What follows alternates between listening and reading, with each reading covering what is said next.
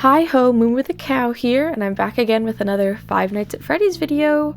Sorry that it's been a hot minute. I'm in my senior year of college, so my workload has been ebbing and flowing a little bit, and especially over winter break. That's right before the right after the FNaF movie came out. So I saw the movie and then immediately went home for like a month, and I was away from my setup. I promise I will make a FNaF 2 movie video soon. I'm gonna rewatch it on streaming, so when I do that, I can have a little bit more to say, and I can also like pull up images while I'm yapping. But for today, I wanted to propose my own theory. I think a lot of people have sort of agreed on this, but I'm not quite sure. I've seen a few people talk about it recently, and I've also seen a lot of people talk about the first point I'm going to get into pretty consistently throughout time. I am proposing that we all know that Scott has said on Reddit that he has only done one major retcon in the history of the Five Nights at Freddy's lore and games and all that. I'm going to show you the Reddit post right here, and I'm going to read it out loud for you. So, this is, stupid Reddit. It only says 9 years ago, but I'm sure we can sort of do a little bit of the math and assume that's 2017. So he starts off by saying that he had made a joke the previous night about retconning, and the community kind of got all antsy because they were like, "What retcon? What do you mean retcon?" Which is very valid on our behalf, low-key. So I'm going to read you the first couple lines from the second paragraph, and this is from Scott. The truth is that I've done one actual retcon in the series, although I'm not going to say where it was. There have been other times, however, when my original intentions didn't come across clearly. In those instances, I make a point to clarify in the next game. That's not really a retcon, it's simply an attempt to guide the story toward where it was originally intended to go. Okay. A lot of people, at least the way that he has phrased that with, giving us hints and nudging us in the right direction, like a lot of people immediately think of FNaF 4 and Dream Theory. Shout out Matt Pat for that one. Of course, Matt Pat over the years has come out with some lesser good theories, but he's also been right a lot. So I think shitting on the game Theorists is a little immature, but yeah. During FNaF 4, the best answer we had at that time was Dream Theory, and I think it's completely valid and fair how we got to that point. But now that we've had multiple entries, many entries past that, we can look back in retrospect and say, oh, that doesn't quite seem to be where it was going. So yeah, a lot of people thought about that when he talked about pushing us in the right direction. Oh, I also want to add that he edited the post and put a little thing at the bottom that says edit, colon, and then talks a little bit more. He says, to be clear, the one retcon mentioned was integrated pretty seamlessly and most people didn't notice. If it had caused problems or confusion, then I would have addressed it here. That little bit is actually really important because that's what leads a lot of people to think that the retcon in question is from FNaF 1. Okay. He has solidified that there is a retcon that has happened at some point. I've seen a lot of theorists propose that it is in FNaF 1, and it is within the newspapers that change on the walls in FNaF 1. In FNaF 1, it is known there are little bits of hallucination things that happen, such as, the random events of the newspapers changing, of Golden Freddy showing up on one of the posters, it's me, the flashes of Chica, Bonnie, and Freddy saying it's me, like all that kind of supernatural stuff. A lot of people think that the retcon in question is from one of the newspapers that changes on the wall, specifically the one that's titled 5 Children Now Reported Missing, Suspect Convicted. Now I understand that that's a pretty precise title. Suspect convicted implies that the person who did the MCI was convicted, like in court, like proven guilty. But then the text of the actual newspaper goes on to say this: while the suspect has been charged, the bodies themselves were never found. Now, we've definitely touched on this a lot throughout the FNaF timeline, but there is a big emphasis on the bodies being stuffed into the suits, and that meaning that it was not found. Like, for instance, one of the other newspaper titles in FNaF 1 talks about, you know, the blood and stuff oozing from the FNaF 1 animatronics, implying that the bodies of the children are inside of the animatronics. So, the bodies are never found. I think that means that he wasn't actually convicted. Convicted was just in the title of the newspaper. The actual text of the newspaper says charged, which means that there was a formal accusation pushed against him, meaning that, you know, perhaps police were like, oh, it's totally you, but the bodies were never found, aka they have no evidence to actually convict him on. And like I said, I think we've touched on this idea a lot of them knowing it's William but not having any evidence. So I actually think that this newspaper just used the wrong word in the title, or was looking for a snappier title, but then the text goes on to actually share that he wasn't actually arrested. So, that in that way, that I don't think that this is a retcon at all. I think it is true. I just think that the title is a little misleading. So, if this isn't the big retcon, because a lot of people do think this is the big retcon, then what is, right? Like, if it's not this, then what is? What is it? I can understand a lot of people thinking this is the big retcon because of Scott saying, oh, it was seamlessly, nobody noticed. So now, in the past year or two, people have been looking back at FNaF 1 and being like, oh yeah, we didn't even see that, oh my gosh. Leading credibility to the fact that they think that is the retcon. I don't think that is the retcon at all. I think the retcon is a little bit more intrusive than that, and I think that it is changing the inventor of Circus Baby from Henry to William. I would just call this BabyRetcon as a theory. So this is my theory on BabyRetcon. I'm gonna have some evidence from various points in our FNaF history. I'm gonna start off with FNaF World, specifically the update 2, the Halloween update, which came out May 13th, 2016. This is the update that adds the desk man, who talks to you about creating something, and then later you see him dead. It's implied that either he was killed by his creation or he killed himself, and this creation has the voice of Circus Baby. And note, this is before Sister Location came out, right?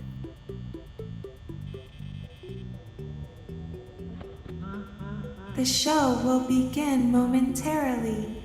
Everyone, please stay in your seats.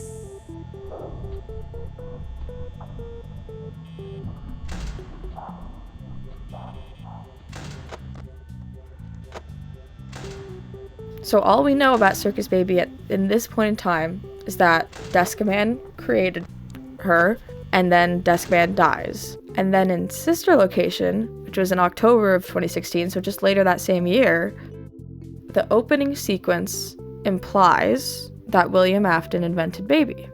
They have that little back and forth between William Afton and somebody presuming to be either like approving or looking over the animatronics. There's no doubting what you've achieved on a technical level. These are clearly state-of-the-art. There are just certain design choices that were made for these robots that we don't fully understand. We were hoping that you could shed some light on those. She can dance. She can sing. She's equipped with a built-in helium tank for inflating balloons right at her fingertips. She can take song requests. She can even dispense ice cream. With all due respect, those aren't the design choices we were curious about, Mr. Afton. This of course implies that William is the inventor. He put all those features into Baby. Yeah, like from the onset of the game, which is definitely contradictory to things that we had learned within the same year, right? Weird. But it's okay. It's whatever. We go on in the game to see blueprints. In the blueprints we find in sister location of all of the animatronics, it does say in the bottom left corner, copyright Afton Robotics. No relation to Fazbear Entertainment, which was William and Henry's joint venture, but only Afton Robotics. Strange, correct? And then there's also what is in the blueprints, which is that, you know, there's the ice cream dispenser, there's the balloon inflatey thingies. Some of the other ones have storage tanks in their stomachs. Like, these are all clearly designed for kidnapping kids, but that makes a lot of sense for William, but not for Henry. Henry wasn't kidnapping kids, William was. And William was the one who created the fun times and supposedly created Baby. Okay, again, strange. If we are to continue on in the timeline, we get the finale of the Silver Eyes trilogy, which I really loved. I know it's like a little out there, but I really enjoyed those books. The final book, The Fourth Closet, has this big reveal that Charlie, who you've been following throughout the trilogy, is a robot, which is, again, out there. And again, Charlie being the daughter of Henry, Charlie being who goes into the puppet, which is where this is going to get a little confusing. Henry, from the start of the trilogy, is not with us. He has already passed, but Charlie is there. But, you know, it's, in retrospect, robot Charlie. So, Henry has taken his own life in the past, in this book series. That's the thing that has happened. And we are finding out that Charlie is actually a series of 4 robots. Henry created them because Charlie actually died. Charlie passed away as a child at 5, and she has a twin brother, Sammy, that survived her. He was so overcome with grief that he designed robots to take her place as she would have grown up. So different age versions of what Charlie would be, and the final adult one is Baby. That's a lot of information that I just threw at you, so sorry.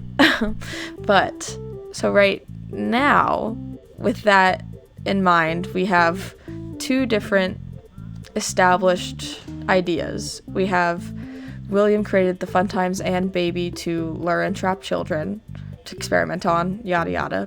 But then we also have Henry created Baby in his own grief from the death of Charlie.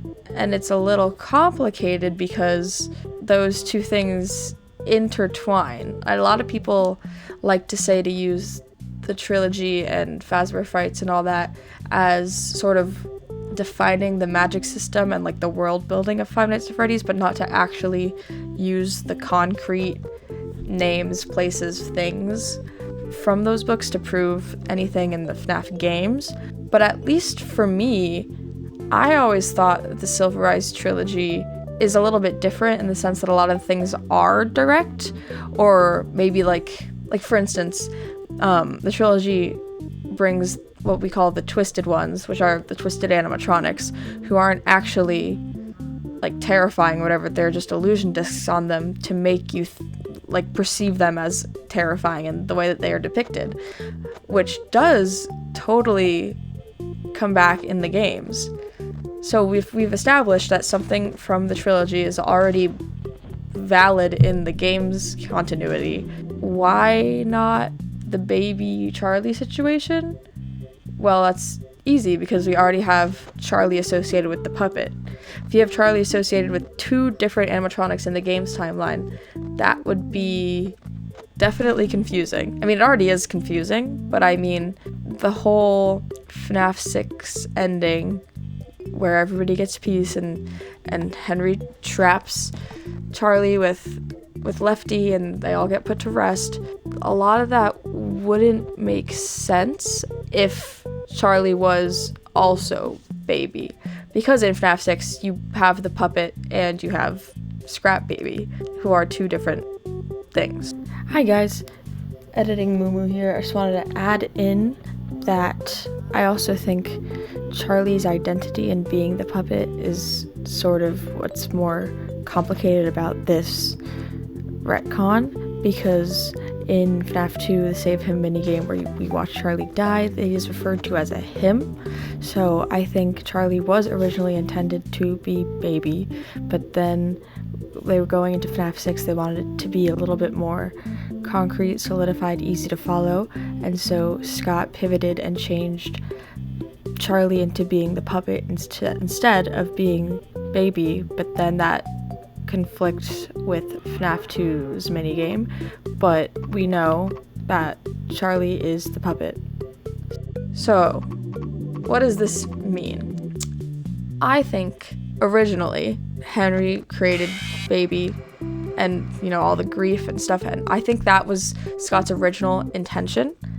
And then when it got to Sister Location, I don't know if he said that's a little too sci-fi, it's a little too out there, but he pivoted, which is totally fine because as the games have continued, that seems to be the way that they're sticking with, is Circus Baby was created by William, but the books were already in progress, so we couldn't change them and just had to leave them as they are. So it is like a separate continuity version of what could have happened with Charlie possessing Baby instead of the puppet.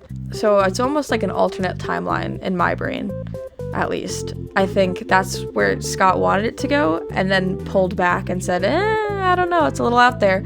Pivoted to William made Baby, but there are still remnants of Henry creating Baby sprinkled throughout the lore.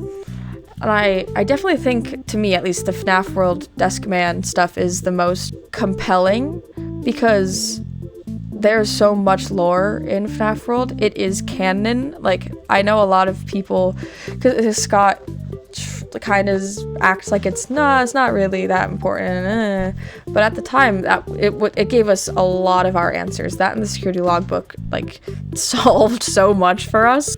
I imagine a lot of the scenes in FNAF World are supposed to be little lore tidbits. Just in general, like even if they're not super direct, it's more about the themes of the series. The map being shaped like a brain and relating to the crying child, and all the happiest day imagery in FNAF World is so... you can't miss it, unless you're not reading or not even paying attention. It is so interwoven. Lore is interwoven in FNAF World, which makes me think that this was the direction he was going, and he really liked it, but maybe there was too much pushback, maybe there was too much, I don't know. And then when Sister Location came out, it was changed. Interesting. And like I said, the third book, The Fourth Closet, came out 2 years later. And that's the one where we got, Baby, robot, Charlie, oh my god, crazy. So it might have just been already in the works when he changed his mind, and he maybe already got this stuff approved, and it's just okay, that is what it is. And with a lot of theorists taking anything from the books as much more loose in the canon, I think that was definitely the right call, and I do think continuing that timeline in a separate continuity was a very good way to go about this, as opposed to creating a split timeline within the games. That's also why I like the book so much, is I love the world building, the fleshing out of what things can go on and what's possible in this universe. The trilogy is probably my favorite FNAF media that's not a game, easily. It is so good. But yeah, that's my theory. I'm calling this theory BabyRetcon for anybody who wants to discuss this further. Yeah, that is my belief that the creator of Circus Baby is the one big thing that Scott retconned. What do you think? Leave a like, leave a comment, maybe discuss it below. I am pretty positive about this. I mean, I don't know. I feel like that is the biggest, most obvious thing that has changed, and we don't really have any answers as to why or how or anything like that. So I don't know, I'm pretty solidified in this one. I'm gonna have a couple more videos coming at you soon. I'm gonna have a FNaF 2 breakdown for you. I'm also gonna have another sort of establishing video that's talking about all the theories that I personally believe in, and I'm also gonna describe them a little bit. Look forward to that. That's the next thing I'm working on. Okay, like, comment, subscribe, do all of the things, and I'll see you guys in the next one. Bye!